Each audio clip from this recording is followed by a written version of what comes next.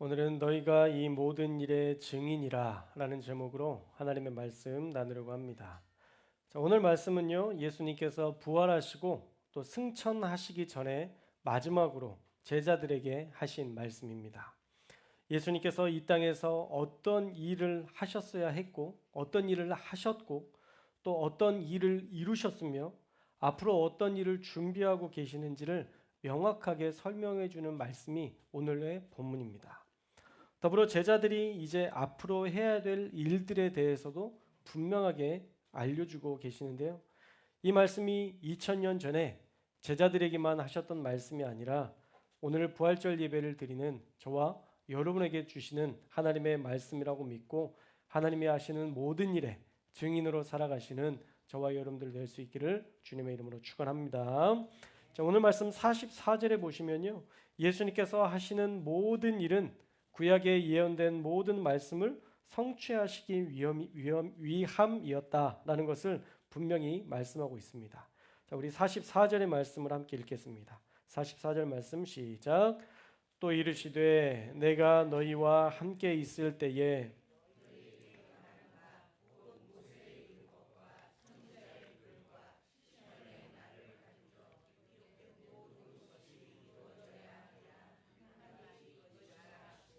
아멘. 자, 이 말씀은 사실 이전에도 과거에도 제자들에게 하셨던 말씀인데 모세의 율법, 선지자의 글, 시편에 기록된 말씀들이 예수님께서 다 성취하셔야 된다는 그 말씀이 바로 이것이었다라고 제자들에게 지금 각성시켜주고 있는 것입니다. 모세의 율법은 모세 오경을 말하는 것이고요. 선지자의 글은 예언서를 이야기하는 것이고 시편의 말씀은 당연히 시편이겠죠. 그런데 이 세 가지를 한꺼번에 이야기하셨던 이유는 바로 구약 전체를 가리키는 상징적인 표현이었기 때문입니다. 구약 전체가 예수님을 증거하고 있고 예수님은 그 일을 성취하셨다라는 것이죠. 사실 제자들은 지금 정신이 없습니다. 갑작스럽게 예수님의 죽으심을 보았죠. 또 부활하신 예수님을 만나게 됩니다. 이 고난의 모든 여정들을 보면서 환호했다가 예수님을 죽였다가 또 예수님이 부활하신 이 모든 일련의 사건들 가운데 제자들은 어안이 벙벙했을 것이고 또 이 기적 같은 예수님의 일이 어떤 의미가 있는지에 대해서 지금 생각할 겨를도 없었을 것입니다. 그래서 예수님께서 승천하시기 전에 이 일이 어떤 의미였는지, 죽으심과 부활이 어떤 의미인지 설명해 주시는 것이죠. 죽으심과 부활은 구약의 언약을 성취하신 사건이라는 것을 분명하게 이야기해 주신 것입니다. 그리고 이 말씀을 듣자마자 제자들은 바로 말씀의 의미를 깨닫게 됩니다. 45절 말씀에 보면 이에 그들의 마음을 열어 성경을 깨닫게 하셨다라고 말씀합니다. 그런데 여러분 이 45절 말씀을 보면 좀 이상합니다. 우리 다시 한번 보여주실래요? 45절 말씀에 보면 이에 그들의 마음을 열어 성경을 깨닫게 하시고, 이상하지 않으세요? 깨닫게 되었다가 아니라 깨닫게 하셨다. 그런 의미는 뭐예요? 능동태가 아니라 수동태로 쓰여졌던 이유는 하나님의 말씀을 깨닫고 이해하는 것도 우리의 의지와 노력이 더 큰 비중을 차지해야 하는 것이 아니라 성령께서 은혜를 주셔야 깨닫는다는 것을 우리에게 분명히 보여주고 있습니다. 여러분, 은혜가 하나님께서 우리에게 주시는 그 은혜가, 말씀을 통해 주시는 그 은혜가 언제든지 받을 수 있는 은혜가 아니라 사실은 하나님께서 우리에게 주셔야만 받을 수 있는 은혜라는 것을 여러분 기억하셔야 됩니다. 그래서 그 은혜를 받기 위해서 날마다 우리는 그 은혜를 사모하며 살아가는 그런 하나님의 사람들, 말씀을 사모하는 하나님의 사람들이 되시기를 주님의 이름으로 축원합니다. 그렇게 예수님께서는 말씀을 깨닫게 하신 후에 구약에 성취된 핵심적인 그 말씀의 내용들을 요약해서 말씀해 주십니다. 자, 우리 47절과 46절과 47절 말씀을 함께 읽겠습니다. 시작. 또 이르시되 이같이 그리스도가 고난을 받고 제3일에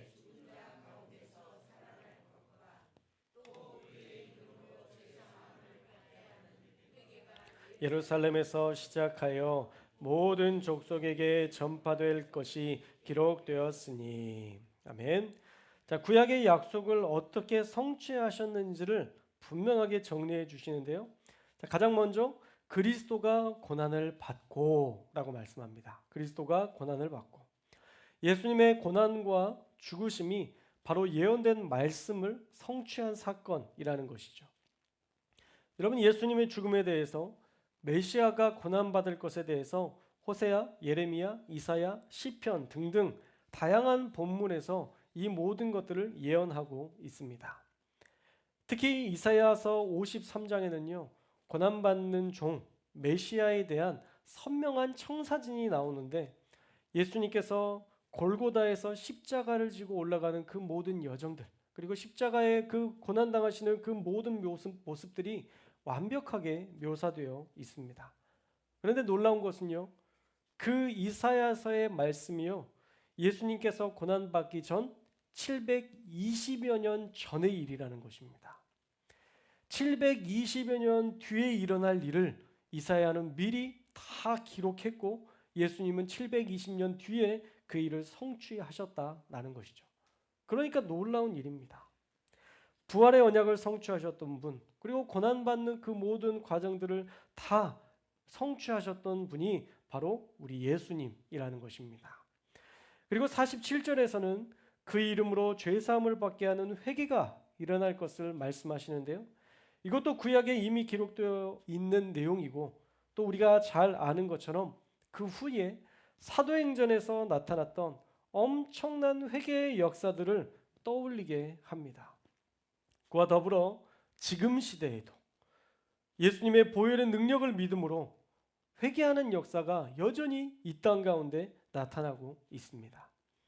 작년에는 아마 에즈베리 부흥에 대해서 우리가 말씀을 나눴던 것 같은데 하나님께서 에즈베리의 그 엄청난 회개와 부흥의 역사들, 수많은 청년들이 눈물로 회개하고 그 예배가 끊이지 않고 몇 달간 지속됐던 그 은혜의 현장들을 우리가 기억한다면 하나님께서 말씀하신, 예수님께서 말씀하신 이 모든 일이 계속적으로 이루어질 것이라고 말씀하는, 모든 족속에게 일어날 것이라고 말씀하는 그 은혜의 현장들이 여전히 지금도 이루어지고 있는 것입니다. 예수님께서 말씀하신 예루살렘으로부터 시작된 이 회개의 역사가 모든 족속, 어쩌면 지금까지 아직도 믿지 않는 수많은 족속들에게 전파될 것을 말씀하셨는데 그 예수님의 약속은 이 땅에서 아직도 성취되고 있음을 알 수 있습니다. 그런데요, 이 일이 예수님께서 약속하셨으니까 무조건 예수님이 되게 하실 일이냐?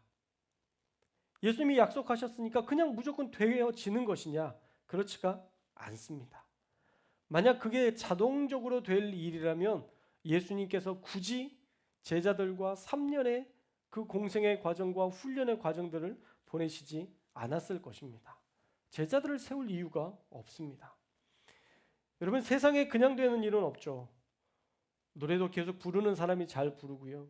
운동도 계속 하는 사람이 더 강해집니다. 이 회개의 역사는 어떻게 일어날 수 있느냐?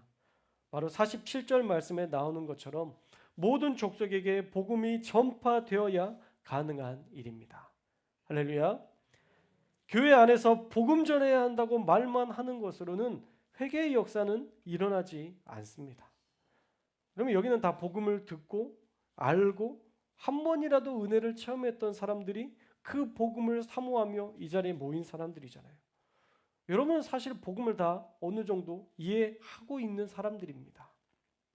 그러니 이 복음은 예루살렘에서 시작되어 모든 족속에게 전파되어야 우리가 이 성도교회에 머무는 것이 아니라 성도교회를 떠나서 세상 가운데 나아가서 복음을 전해야 이런 회개의 역사들이 계속 전파되는 것입니다.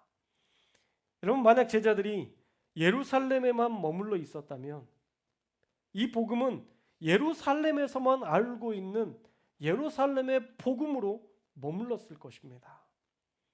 그러나 이 복음이 전해지고 또 전해져서 히브리어로 쓰여진 성경이 지금은 3686개의 언어로 번역되어서 전 세계의 말씀이 보급되고 있습니다. 그렇게 되기까지는 수많은 선교사와 전도자들이 자신의 모든 생명을 걸고 복음을 전했기에 이 복음의 역사는 여전히 모든 족속에게 전파되고 있고 수많은 사람들이 예수님을 알고 감격하며 살 수 있게 된 것입니다. 사랑하는 여러분, 이 모든 일의 시작은요, 바로 제자들이 예수님의 말씀을 듣고 복음을 전했기 때문입니다. 제자들이 인종이나 남녀노소를 구분하지 않고 유대인뿐만 아니라 이방인에게도, 아니 그 누구에게라도 이 복음을 전했기 때문에 이 복음은 회개로 말미암아 예수님을 만나는 거룩한 통로가 되었고 그 거룩한 통로를 통해 더 크신 하나님을 경험하는 계기를 얻게 된 것입니다. 할렐루야. 처음 복음을 받아들인 그들이 회개하고 예수님을 진심으로 사랑하며 복음을 전했고 그 복음을 듣고 받아들인 사람들이 또 복음을 전하여 릴레이로 그 은혜가 이어졌던 것입니다. 오늘 말씀을 통해서 주시는 분명한 하나님의 말씀은요, 예수님께서 죽으시고 부활하신 사건이 진짜 나에게 큰 의미가 되려면 이제 우리가 이 일의 증인이 되어야 한다는 것입니다. 할렐루야. 오늘 말씀의 제목이 뭐죠? 너희가 이 모든 일의 증인이라. 이 너희는 누굴까요? 나입니다. 여러분입니다. 여러분이 이 일의 증인이 되어야 되는 거예요. 우리는 예수님의 죽으심이 어떤 의미가 있는지 분명히 알아야 하고 우리가 이제 그 죽으심의 의미를 세상에 전해야 합니다. 그래야 예루살렘에 머무르지 않고 온 이방 나라까지, 우리 성도교회에 머무르지 않고 온 옥녀운동 사람들에게 전해질 수 있는 거예요. 여러분, 예수님이 왜 죽으셨나요? 여러분의 죄를 해결해 주시기 위해서입니다. 우리가 해결할 수 없는 것을 해결해 주시기 위해서 우리를 위해서 죽으심으로 값을 치르신 것입니다. 그러니 그 죽으심의 의미를 분명히 알아야 됩니다. 예수님께서 우리를 위해서 죽으신 이유는 더 이상 죽음에 얽매이지 말고, 더 이상 죽음의 정서에 얽매이지 말고 예수님과 더불어 그 부활의 능력으로 살아가라고 우리를 위해서 죽으신 것입니다. 할렐루야. 그러니까 우리가 생각해야 될 것은 죽음의 정서가 아니라, 죽음의 고통이 아니라, 죽음에 대한 두려움이 아니라 우리가 누려야 될 것은 부활의 은혜인 줄로 믿습니다. 우리는 이 땅에서 살다 끝날 자들이 아니에요. 우리는 훨씬 더 위대한 것들을 누리며 살아갈 존재들입니다. 땅만 보고 살아갈 사람들이 아니에요. 우리는 하늘의 영광을 받을 사람들입니다. 그러니 저와 여러분이 이 땅의 죽음에 얽매이지 말고, 이 땅의 생명에 얽매이지 말고, 이 땅의 돈과 명예에 얽매이지 말고 오직 하나님께서 주시는 그 부활의 기쁨과 능력으로 살아가는 저와 여러분들이 될 수 있기를 주님의 이름으로 축원합니다. 우리를 위해서 죽으신 이유는 우리로 하여금 그 죽음을 이기게 하시기 위함입니다. 또 부활하신 이유도 분명하죠. 우리는 이 땅에서 주신 생명만 누릴 자가 아니라 우리는 영원한 생명을 받아 누릴 수 있는 사람들이라는 것을 보여주시기 위해서 예수님께서 친히 우리에게 부활도 보여주신 것입니다. 여러분, 부활은요, 우리 머릿속에서 상상할 수가 없어요. 죽었다 살아나는 것에 대해서 우리가 직접 보지 않으면요, 이건 우리의 상상 속에서 생각해 볼 수 없는 그런 영역입니다. 그러니까 주님께서 친히 직접 그 부활의 증거가 되어주신 것입니다.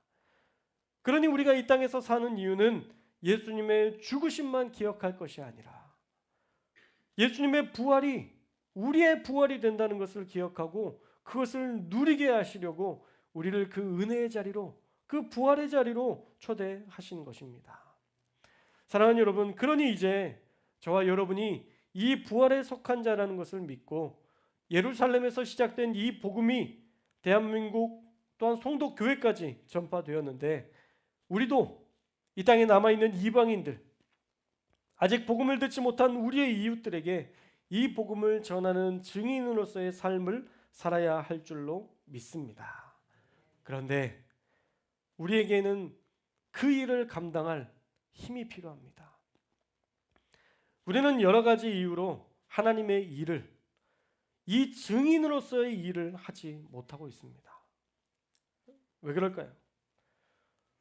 아주 분명하게 저는 말씀드릴 수 있는데 그 이유는 우리가 성령을 받지 못했기 때문입니다.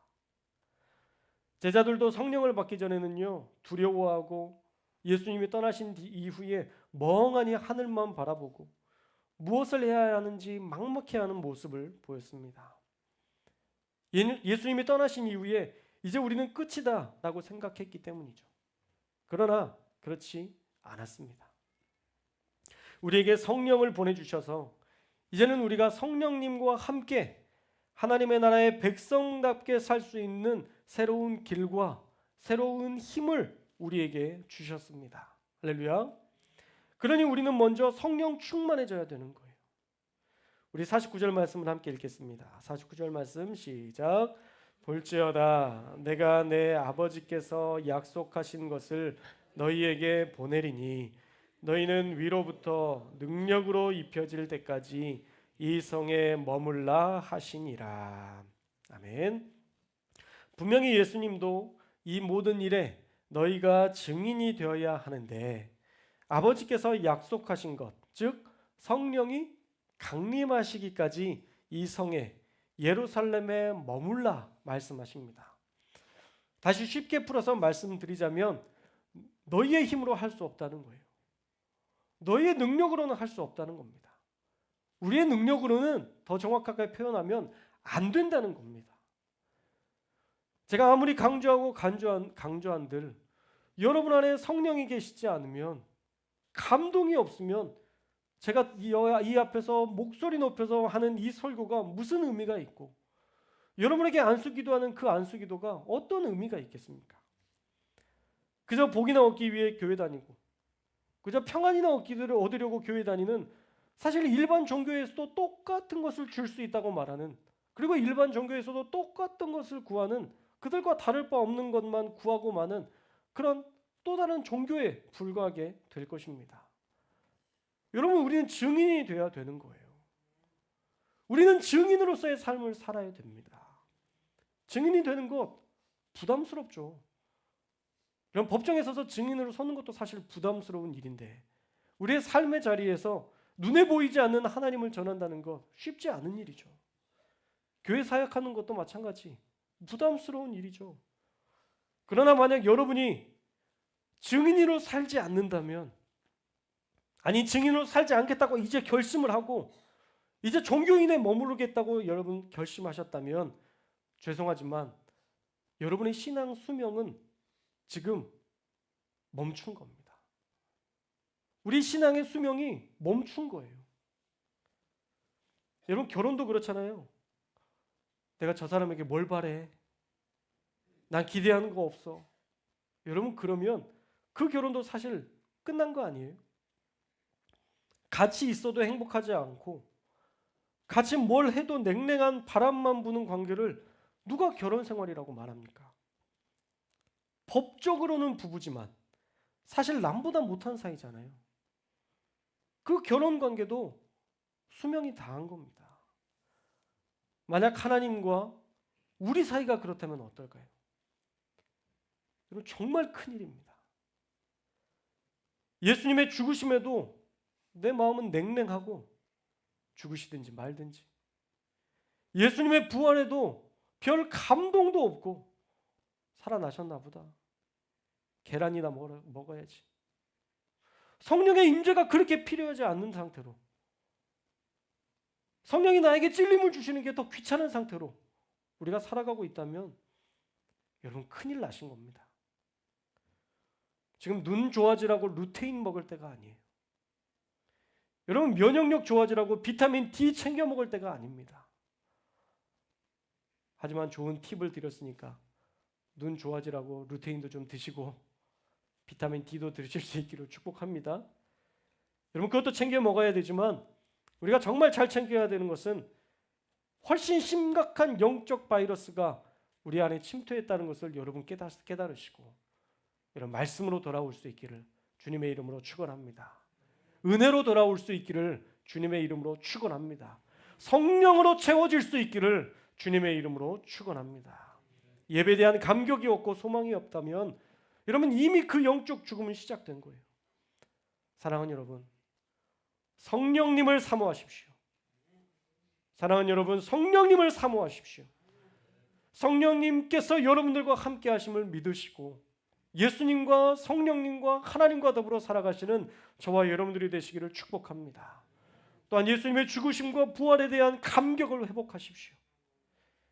이제 그 죽으심과 부활을 전하는 증인이 되십시오. 이번 부활주의를 기점으로 해서 변화되어야 할 것은 다른 사람이 아니라 내 남편이 아니라 내 아내가 아니라 사실 내 자녀들이 아니라 이 부활절을 통해서 우리가 바뀌어야 될 가장 중요한 핵심적인 사람은 바로 나 자신입니다. 여러분 나를 바꾸려고 다른 사람 바꾸려고 하지 마시고 나를 바꾸십시오. 나를 바꿀 수 있는 방법은 없습니다. 오직 성령님의 도우심을 구하는 것뿐입니다. 성령이 우리 안에 오셔야 우리가 감격을 회복할 수 있고 성령이 우리 안에 오셔야 우리가 예배를 기쁨으로 드릴 수 있고 성령이 우리 가운데 오셔야 우리의 모든 것들을 하나님의 뜻대로 순종할 수 있는 것입니다. 사랑하는 여러분, 성령을 사모하며 기적을 경험하며 또 그 기적을 전하는 하나님의 증인이 될 수 있기를 주님의 이름으로 축원합니다. 이번 고난주간 여러분 말씀 잘 들으셨죠?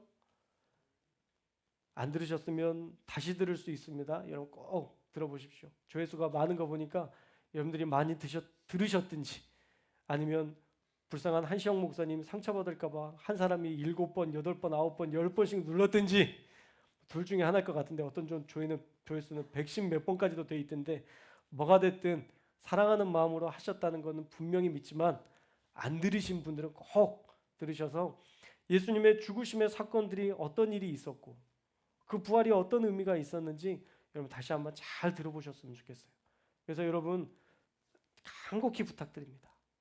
여러분 수요 예배나 금요 예배 또 오후 예배는 우리가 녹화는 안 하지만 다양한 말씀들이 있으면 여러분 그 영상들이라도 꼭 들으시고 여러분 그 말씀이라도 꼭 들으시고 어디에 있든지 무엇을 하든지 들을 수 있잖아요. 전 조회수에 관심 없어요. 저 이거 가지고 돈 벌 수도 없습니다. 전 1000명 구독자도 안 돼서 돈도 안 벌려요. 저하고는 아무 상관도 없는 아무 이득도 없는 거예요. 근데 굳이 꾸준히 올리는 이유는 우리 성도님들을 위해서지 다른 성도님들을 위해서 아니에요. 어떤 우리 목사님 후배 목사님들이 목사님 거 구독하고 있어요. 아 그래요? 하나도 안 반가워요. 이 말씀을 또 들으시는 목사님들도 계시겠지만 하나도 안 반가워요. 그건 나에게 아무 의미가 없어요. 여러분들이 들어주셔야 돼요. 할렐루야. 여러분들이 들어주시면 그게 뭐가 됐든 내가 능력도 없는 사람이 막 영상 만들어서 그거 올리고 그게 다 보상받는 느낌이에요. 근데 여러분들이 안 들으시면 이게 의미가 없어요. 수고가 의미가 없어요. 그리고 여러분 어떻게 교회가 진행되고 우리 교회가 어떤 은혜 가운데 살아가는지 그 모든 것들이 그 말씀 안에 다 담겨 있거든요. 여러분 그 말씀 가운데 우리가 들어가 있으면 교회를 사랑하는 마음이 생겨요. 생길 수밖에 없어요. 여러분 말씀을 듣는데 어떻게 은혜가 안 생깁니까? 여러분 그것도 불가능한 일이에요. 여러분 계속 말씀을 꾸준히 듣고 사모하는 사람은요 그 은혜 안에서 벗어나지 않아요. 왜냐하면 성령님께서 늘 우리 가운데 갈 길을 말씀해 주시고 인도해 주시고 가장 좋은 길로 선한 길로 하나님의 그 섭리 가운데 우리를 이끌어가 주시니까 절대 흔들리지 않습니다. 그런데 문제는 그 말씀을 사모하지 않을 때 또한 성령님의 도우심을 구하지 않고 살 때 가장 중요한 건 내 힘으로 살아갈 때 우리는 늘 지쳐요. 늘 힘이 듭니다. 늘 무너져요.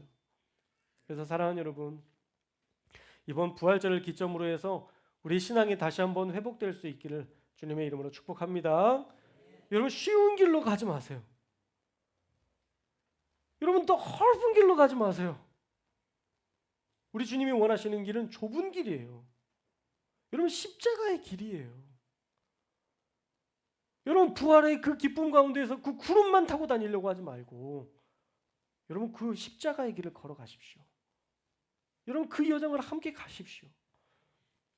여러분 십자가를 따라가는데 왜 우리 안에 긍휼이 안 생겨요? 우리가 십자가를 따라가는데 어떻게 은혜가 안 생깁니까? 우리가 십자가를 따라가는데 어떻게 하나님의 그 기쁨을 우리가 빼앗길 수 있겠습니까? 여러분 절대 그럴 수 없어요. 그래서 이번 부활절을 기점으로 해서 우리 신앙이 다시 한번 좀 도약했으면 좋겠어요. 할렐루야. 여러분 안에 간증이 많이 나타났으면 좋겠습니다. 할렐루야. 막 넘쳐났으면 좋겠어요. 기도만 하면 응답되는 역사들이 막 나타나고 할렐루야. 그 기도의 역사들을 통해서 막 사람들이 이렇게 복음을 전하는 그런 역사들이 막 기적들이 나타났으면 좋겠어요. 여러분 왜 복음을 전하지 않는지 아세요? 은혜가 없어요. 지금 기적이 없어요. 아니 기도를 안 하니까 기적이 안 나타나요. 그리고 또 기도 안 하는데 기적이 나타나면 땡 잡았다 이러고 말아요. 하나님의 역사라고 보지 않고 와 대박 이러고 끝나요. 기도하면 이게 하나님이 주신 거를 아는데 기도하지 않으면 내 힘으로 나 이런 거 참 잘해 이러고 끝나요. 하나님께서 하신 일이라는 것들을 고백할 수 있도록 우리가 기도하고 하나님이 기적을 주시고 또 기적이 있어야 우리가 전하죠. 기적이 없으니까 못 전하는 거예요. 기적이 없으니까 항상 주눅 들어 있는 거예요. 교회 다녀? 옛날에 다녔는데 지금도 조금 가끔 다니기도 하는데 성도교회를 다니는데 다닌다는 말은 못하고 담대하게 복음을 전하지 못하는 사람들이 있다니까요. 제가 고등학교 때 그랬어요. 우리 친구들이 너 교회 다녀? 그럼 나도 교회 다니지. 너 교회 안 다녀? 안 다닌대요. 그래서 제가 그렇게 얘기했습니다. 아직도 교회 안 다녀? 얘 이 좋은 교회를 안 다녀? 얘 이 귀한 교회를 안 다녀? 이 아름다운 영광스러운 교인이 되는 자격을 네가 못 얻었어? 교회 가자. 그렇게 전도를 했습니다. 그 정도 담대함이 있어야 되는 거 아니에요? 여러분 학교에서 복음을 전하는 건 기적이 있을 때는요 담대하게 복음을 전하게 되더라고요. 제가 아버지를 위해서 기도하고 아버지께서 그 손목이 낫는 그 기적적인 중학교 3학년 때 있었던 그 기적 하나가 저에게 있어서는 하나님 앞에 기도하면 다 응답하시는구나 그런 기대감을 만들어 주시더라고요. 이번 기적이 있으니까요 학교에서도 복음을 전할 수 있다니까요. 왜냐하면 하나님이 너무 분명하니까. 그 하나님이 나를 사랑하시니까. 그리고 내가 기도할 때마다 하나님이 역사하시니까 우리가 전할 수 있는 거예요. 기도하지 않으면요 하나님 앞에 성령의 역사들을 구하지 않으면요 우리가 성령과 동행하지 않으면요 우리는 늘 그렇게 패배자적인 신앙생활을 할 수밖에 없습니다. 그러므로 한 주간 성령 충만해질 수 있기를 주님의 이름으로 축원합니다. 그래서 성령님께서 여러분들을 깨닫게 해주시기를 간구하는 저와 여러분들이 되시기를 주님의 이름으로 축원합니다. 하나님의 말씀이 있으면요 회개할 수 있어요. 하나님의 말씀이 있으면요 내가 그렇게 고집스럽게 생각했던 것도 꺾여져요. 내 머릿속에 꽉 차 있는 그 고정관념들도 다 바뀌어지게 됩니다. 그래서 예수님께서 올라가시면서 성령님을 기다려라 라고 얘기하신 거예요. 49절 성령이 위로부터 능력으로 입혀질 때까지 그 성에 머물러라. 여러분 성령을 받지 못한 상태에서 복음 전해봤자 아무 능력이 없다는 건 아니까 예수님께서 성령을 받기까지 기다려라고 말씀하셨던 거예요. 그러므로 성령 충만한 그런 은혜들을 여러분들이 날마다 구했으면 좋겠어요. 날마다 성령님과 동행하며 살아갔으면 좋겠어요. 할렐루야. 그래서 여러분 안에 늘 기쁨이 넘쳐나고 할렐루야. 여러분의 늘 기적이 넘쳐나고 할렐루야. 여러분들이 그것들을 늘 그냥 마음속에 혼자 콕 품고 기적이 일어났어 내 거야 이러지 말고 이것을 모든 사람들에게 전하여 너희가 이 일의 증인이라 말씀하신 그 증인 될 수 있기를 주님의 이름으로 축원합니다. 기도하겠습니다.